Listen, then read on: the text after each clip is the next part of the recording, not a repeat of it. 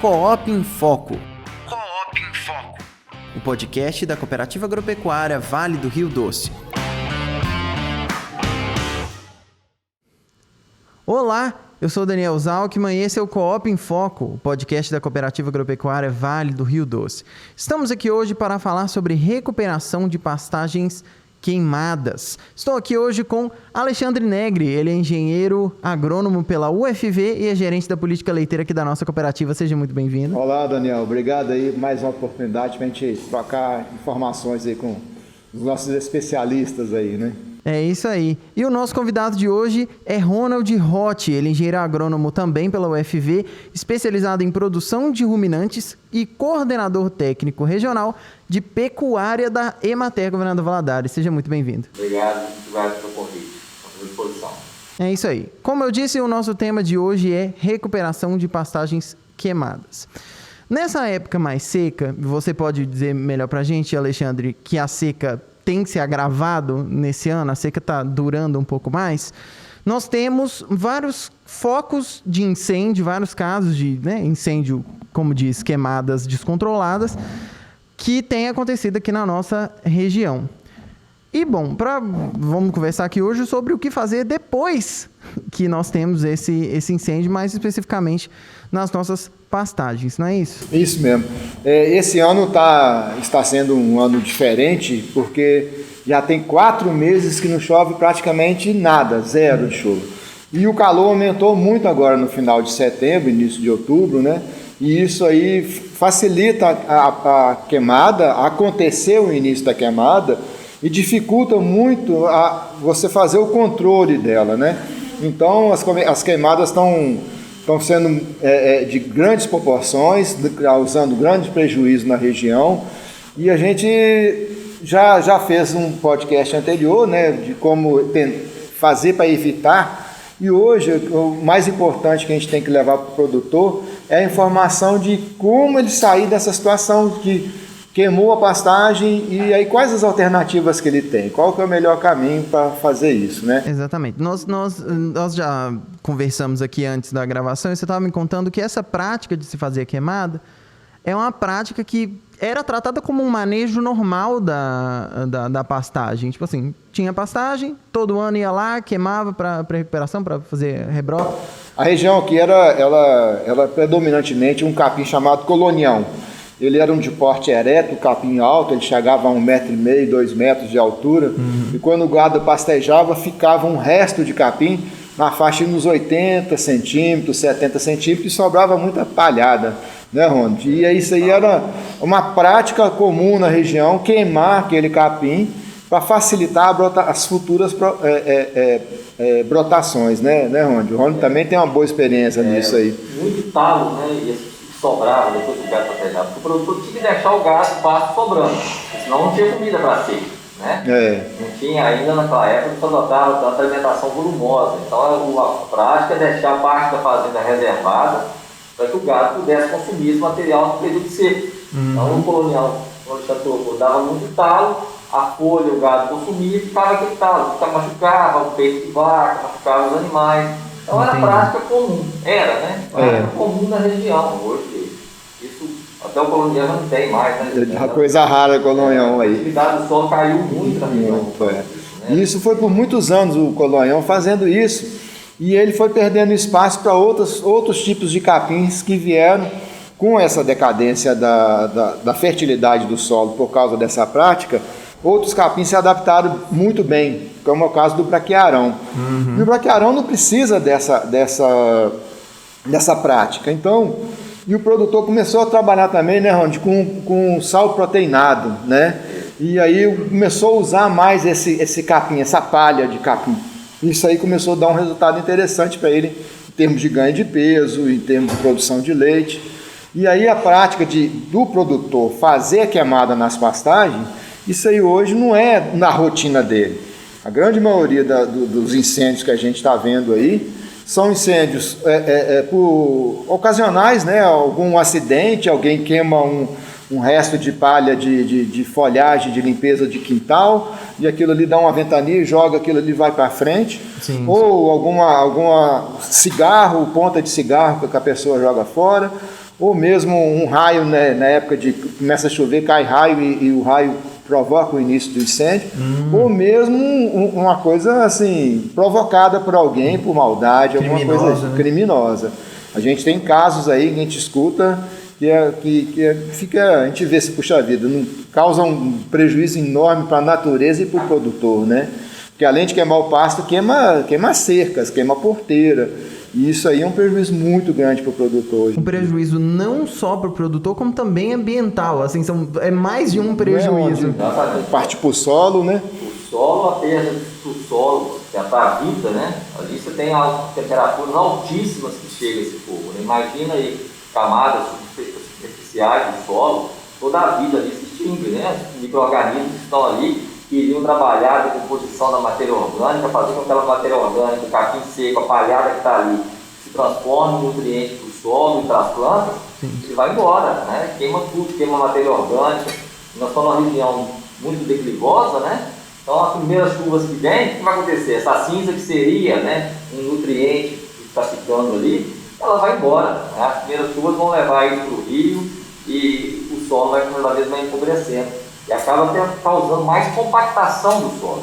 Fica mais difícil da água penetrar por causa desse fogo que está ali na superfície. Então é um prejuízo. É uma fábrica de tijolo, né? É. Que quando chove o gado vem e pisa. Aí vem o capim, forma aquela palhada, vem o fogo dá aquela queimada. Então misturou a argila, depois veio o calor e forma aquela camada dura ali. Sem né? contar que aquela palhada que ficaria naturalmente ali, ela funciona como um colchão para a própria compactação, peso do animal. Apesar do animal amortece, né? Você tira isso, o contato direto do animal com o solo vai cada vez mais compactando e prejudicando, né? Pois é, Ronaldo. A gente aqui na cooperativa, a gente tem um departamento técnico, vocês na Emater, né, vocês dão assistência para muitos produtores na região, né? Você como coordenador de pecuária vê aí as dificuldades que é para recuperar uma área dessa que queimou. Na sua experiência aí do dia a dia, como é que vocês têm recomendado? O que você tem pensado em recomendar? O que você imagina sobre isso? Um problema que a gente observa muito é que, dependendo da extensão territorial que o produtor teve queimado, né, ele tem um problema imediato, que é a falta de comida para o gado. Né? Primeiramente, o gado que ele tem na propriedade vai faltar comida, dependendo da extensão que for atingida. Né? Então, o primeiro ímpeto do produtor, quando vier as primeiras chuvas, as primeiras plantações, tem que colocar gado. E isso vai só prejudicar ainda mais. Então, a primeira providência que ele tem que se ater é achar uma forma de suplementar esse gado, seja comprando silagem, embora a gente sabe que não é fácil de encontrar e os custos são elevados, mas colocar o animal nessa área, manter o animal nessa área queimada, aproveitando as brotações, a experiência do produtor já disse que não era benéfico, né? Isso, é. O gado se alimentando de capim que tem broto, causa problema de diarreia, que tem muita água, pouca fibra. Então esse é o primeiro índice que ele tem que segurar. Achar uma forma, alugar um outro pasto, levar para outra propriedade que ele tenha, ou até mesmo para ter que vender. Aí está aumentando o prejuízo, vai ter que vender gado. Então a alternativa que ele vai ter, a primeira alternativa que a gente pensa, a primeira coisa é deixar o pasto descansar. Ele vai ter que esperar esse capim, essa pastagem, atingir o ponto de entrada, né? Cada capim colonial, mombaça, ela tem a altura ideal de entrada e saída. Então o correto nesse momento é deixar essa gramínea, esse capim, atingir esse ponto de entrada e só aí voltar a fazer o manejo dessas áreas. Né? Agora, uma coisa que eu tenho que observar muito também é como é que estava a situação desse pasto antes do incêndio. Né? Se era uma pastagem que estava com problema de degradação, já estava com muita falha, necessitava já pensar numa reforma, é o momento dele já avaliar essa situação. Né? A tendência é que quando vem esse fogo, o mato, né, a erva daninha, vai nascer com muito mais vigor. Isso. Ele não vai ter ali a competição, né? Protegendo, evitando o nascimento de sementes de mato. Então é uma oportunidade para ele também já fazer um trabalho ali de controle dessas ervas daninhas. Entrar com herbicida, estiver brotando, as primeiras brotações do mato, entrar com o herbicida, fazendo a catação. Folha larga, né? Essas ervaninhas de folha larga. Para tirar essa competição, porque o capim já sofreu uma injúria. Né? Quando ele queima, as reservas que ele tem na raiz, que favoreceriam uma brotação mais rápida dele quando começasse a chover, mesmo ele estando seco, essas reservas já se exauriram, né? Isso. Então a brotação do capim pós-queimada é muito mais lenta do que um capim que não foi. Uma pastagem que não foi queimada. Do que uma pastagem que foi uma pastagem que não foi queimada com 20 dias, 25 dias na época do verão agora, você já pode retornar o gado nela, né? Ela já cresceu o suficiente para ele consumir, muito né? pastejada, a gente fala rapado o pasto, né? Ela consegue voltar com 20, 25 dias, você já consegue voltar. Numa área queimada, eu acredito que não é menos de 40 dias. Justamente para isso que ele falou. Que ela o próprio pisoteamento também acaba de... Isso, porque ela tem que recuperar a parte aérea, mas tem que recuperar a parte de raiz também. Então, ela consome os carboidratos que tem na raiz, faz a primeira brotação, só a partir de uma certa altura que ela começa a voltar a produzir aqueles carboidratos para recuperar o enraizamento. Depois que recuperou o enraizamento, que é a hora de você colocar o gado para pastejar. Porque aí ele pasteja e ela tem condição de fazer a rebrota para você voltar a fazer o pastejo normal. Ranquio, né? Se não, também faz o ranquio na hora do gado pegar, porque o gado ele não morde, ele passa a língua e puxa. Então, se está muito novinho, se está com terra molhada e ela com pouco enraizamento, no que ele pega, puxa e fica ali. Quando você anda numa pastagem que o pessoal solta o gado aí com 20 dias, 15 dias depois de queimada que ela brotou, você vê muito capim que foi arrancado pelo gado. Dá para você ir andando, você observa isso. E isso aí é um prejuízo muito grande, né? Porque ele praticamente vai ter que recuperar essa pastagem depois de alguma maneira, né? Então, algumas práticas aí que a gente poderia recomendar, né, é fazer essa integração lavoura, né, com o pasto, né, pra gente... Uma área que permite essa mecanização, o plantio, né, é extremamente interessante. Ele usar essas áreas mais baixas, porque vai produzir uma comida às vezes mais rápida, permitindo que o morro dê mais tempo, né, o morro vai ter que deixar mesmo parado. Isso. Se ele tiver condições, se já estava necessitando de fazer reforma, aí faz a reforma, entra tendo análise de solo, ele vai fazer a correção de calcário, né? Adubação, ressemear, né? Jogar mais semente para recuperar essa pastagem amorrada. E na baixa ele tem essa opção de utilizar, né, a integração lavoura-pecuária, que é o plantio de milho com o capim, plantio de sorgo com o capim, são opções que ele tem, que ele vai reduzir custos. Né? Isso. A integração, a grande vantagem dela é a redução de custos. Eu acho que ele ganha o tempo ali produzindo aquele alimento que vai servir para o outro ano. Exato. Deixa o capim chegar no ponto certo, né? De colheita, ele ensila tudo, o capim e o milho, o sorgo, e aí depois ele faz uma adubação de cobertura, que o capim volta rapidinho, com 20 dias, 15, 25 dias, aí já pode entrar colocando o gado para pastejar.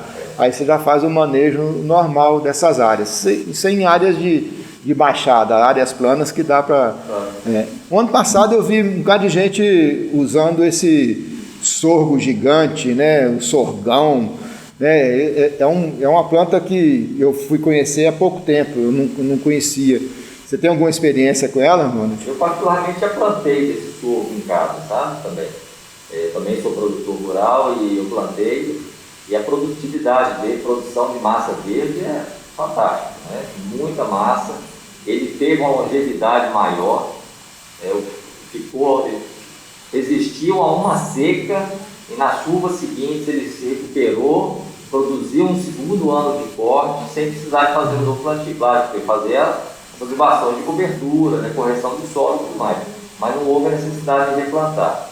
Sabe? Ele tem uma característica, a produção de semente dele é baixa, a produção de grãos, né, é baixa. Então não há necessidade do produtor, se for fazer uma silagem com ele, de esperar o período de ele produzir grãos. E essa produção de grãos, ele é um sorgo que ele tem sensibilidade ao ponto período, né? Ponto período, horas de luz e horas de noite, né?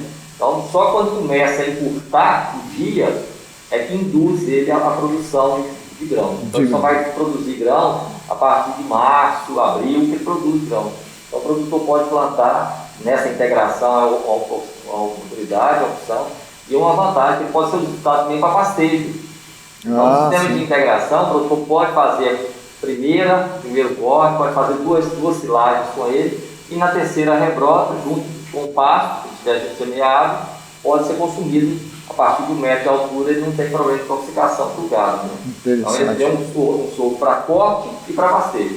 Então esse sorgo, eu já vi um produtor falar que usa ele como capineira, né? E eu fiquei assim, mas é um sorgo, o pessoal está fazendo confusão com capineira, tem um sorgo granífico, tem um sorgo forrageiro, agora é sorgo para capineira. Como é que é essa história, Ronald? Nós temos 3 tipos de sorgo, praticamente. O sorgo granífero é um sorgo de menor, porte menor, mais baixo. Como o próprio nome diz, o foco dele é a produção de grãos. Então ele vai competir com uma lavoura de milho para grão. Certo. Dependendo das regiões, problema de seca, né, de pouca chuva, o sorgo é uma opção muito interessante para a produção quando comparado ao milho. Né? Para complementar a alimentação. Principalmente pequenos animais, o sorgo é interessante ser plantado, porque você vai colher o grão, vai armazenar grão, processar. Há locais que inclusive consomem consumo humano, farinha de sorgo, é utilizada na alimentação humana. É um produto comparado ao fubá, né, ao milho. O outro seria o sorgo chamado sorgo forrageiro, ou sorgo silageiro. Então o sorgo ele vai dar um porte mais elevado, vai ter produção de massa verde, e uma produção considerável de grão que vai enriquecer a qualidade dessa silagem. Isso. Né? E esses sorgos gigantes que surgiram mais recentemente, né, na verdade é um resgate dos sorgos mais antigos, são sorgos de porte mais alto. Né? Então ele pode ser utilizado, tem produtores na região que utilizam por porte frequente, tanto como você me colocou, como se fosse uma capineira. Há um custo de formação mais baixo. Né? Ele planta só uma vez e depois só vai cortando? Nós temos um relato aí de 6 anos de corte. Nossa, sorgo, né? interessante. Fazer novos replantios, né? Não sabia, interessante. A gente ainda não sabe, né, qual é o potencial, quantos anos esse sorgo é capaz de permanecer. Então, eu tive um contato com um produtor um tempo atrás, que ele estava produzindo sorgo silagem, né? Que ele falou que nascia na lavoura de silagem dele os sorgos antigos, que o pai dele plantava na década de 70, que são esses sorgos de porte mais elevado, né? Então ele é uma alternativa interessante. Como todos são alternativas, né? Sim. Agora, se o produtor quer ser um produtor de silagem, né, quer fazer produção de silagem, eu recomendaria utilizar os sorgos já focados para isso, né? Isso. Por exemplo, os sorgos da Embrapa, o 658, né, o 655. Isso, esse eu acho que é o mais plantado aqui na região. São sorgos, né, desenvolvidos pela Embrapa com foco em produção. Então, que ele alia a produção de grãos com produção de massa. Isso. O gigante tem muita massa e pouco grão, e o outro mais para produção de grãos mesmo. Né? Mas mudando um pouco o viés da nossa conversa e voltando agora para a questão ambiental, nessas áreas queimadas a gente vê muito minador de água, né? Aí a gente queima aquilo tudo, queima aquela vegetação que estava ali, o produtor controlando para poder resgatar aquela mina de água ali, né? E agora ela fica queimada e com a umidade ali aparece primeiro as primeiras vegetações depois da queimada. E o gado costuma ir lá, pastejar aquilo ali e pisotear muito, né, Ron? Então, o ideal seria cercar isso aí, né? Bem observado, né? Realmente essas áreas onde tem um pouco mais umidade, ela vai brotar primeiro, a tendência do gado prejudicar mais ainda. Então, é a oportunidade do produtor, como ele tem que aproveitar os momentos de crise para criar alguma oportunidade, né? E fazer o cercamento dessas áreas, já definir, já faz a medição direitinho ali da distância, do olho d'água. Então, o pior da nascente é o pisoteio, né? O pisoteio que causa muito mais prejuízo em vez do que a própria falta de vegetação, né? Porque o pisoteio impede que a água, dificulta a água brotar ali naquele local, né? Então, fazendo esse cercamento, evitando que o gado entre, é o ideal, aproveitando que houve esse problema na propriedade, né, de queima. Beleza. Muito boa a nossa conversa, né, Daniel? Aprendeu mais um pouco, Daniel, de agronomia? Com certeza. Eu espero que o produtor rural também tenha entendido bastante sobre como fazer essas recuperações, como cuidar da sua pastagem da maneira certa, principalmente depois de uma situação dessa de fogo, de incêndio. E bom, agora eu queria deixar a oportunidade para o Ronald de fazer o seu jabá. Fica à vontade de fazer essa propaganda, falar um pouco sobre a Antes do jabá, eu só reforçar, assim, é importante que o produtor, nesse momento, procure ajuda, né? Porque às vezes um Perfeito. técnico da cooperativa, o técnico da Emater, de outras instituições, indo até o local, tem condições de fazer uma avaliação em loco da sua pastagem e tomar a melhor decisão dele ali, o que ele precisa de fazer para evitar que aquela pastagem piore cada vez mais, porque a tendência do fogo é sempre piorar. E na Emater nós estamos retomando um programa que chama Minas Pecuário, né? Minas Pecuária, e em que a partir desse, já estamos iniciando já a seleção de algumas propriedades que nós vamos estar acompanhando em todos os municípios. Foi colocado como meta para todos os escritórios da Emater do estado, né, acompanhar algumas propriedades no município na área de pecuária leiteira, né. Nós, depois de um bom tempo, nós conseguimos chegar ao desenvolvimento de um software que vai ser trabalhado dentro da nossa intranet, em que o técnico vai fazer nesse software todo o lançamento dos dados daquela propriedade, controle de partos, de nascimentos dos partos, secagem do gado, vai ser tudo lançado, a parte econômica, para que a gente tenha relatórios daquela propriedade, da situação dela e facilitar que o produtor tome a decisão. A decisão sempre é do produtor. Nosso papel enquanto agente de extensão é mostrar para ele, ajudar ele a encontrar os gargalos da atividade dele, com informações, com dados, para que ele tome a decisão para que a propriedade dele seja sustentável, né? Não só na parte econômica, mas também na parte ambiental, organizacional, né? Política também, a própria participação dele nas cooperativas, nas associações, todo esse trabalho que é feito não só na parte de produção de leite no resfriador, né? Mas de qualidade de vida da sua família ali, tá bom? Bem, Ronald, só aproveitando isso aí, os produtores que são aptos aí a receber o Pronaf, eles sempre precisam do documento chamado DAP, né? DAP. Então, os técnicos da Emater estão todos eles credenciados junto aos bancos para poder fazer esse DAP, né? Isso, a Emater é uma das credenciadas, né? A principal credenciada, outro seria os sindicatos, né? Mas nem todo município também tem um sindicato. É bom quando tem os dois, melhores ainda, mas a Emater, só pode procurar a Emater, leva toda a documentação que ele tiver, que comprove renda, que comprove a posse da terra, a situação da família, de empregados, né? Leva toda essa documentação e ali o técnico vai emitir a DAP para ele sem nenhum custo, não é cobrado nada dele por essa DAP, nenhum tipo de reciprocidade, nem financeiro. Ele vai ter o documento dele gratuito e com esse documento procurar a linha de crédito, até mesmo, né, Alexandre? Sim. Buscando um financiamento para ajudar nesse momento difícil que alguns estão passando aí de falta de alimentação para o gado, de problema de queimada, cerca, né? Sabe o custo que é um quilômetro de cerca hoje em dia, né? Nossa, então, cerca, porteira, que foi tudo queimado, né? Então ele vai ter uma despesa extra com alimentação, então vai passar por um momento difícil. Que eu acho que esses financiamentos do Pronaf aí pode ajudar muito os pequenos produtores. E o Pronaf tem uma taxa de juros diferenciada para o pequeno produtor, né? Para o agricultor, chamado agricultor familiar, né? Isso. É uma taxa mais compensadora do que em outras linhas de crédito. Então o agricultor familiar tem que aproveitar esse recurso, porque a gente sabe que o investimento, ele dá retorno. Isso. E o técnico até está ali preparado também, caso ele precise, e a gente deseja que seja assim, fazer um projeto técnico que vai mostrar a viabilidade daquele investimento tendo retorno econômico, para que ele possa pagar o financiamento tranquilo e ainda gerar uma melhoria da receita da fazenda. Ótimo.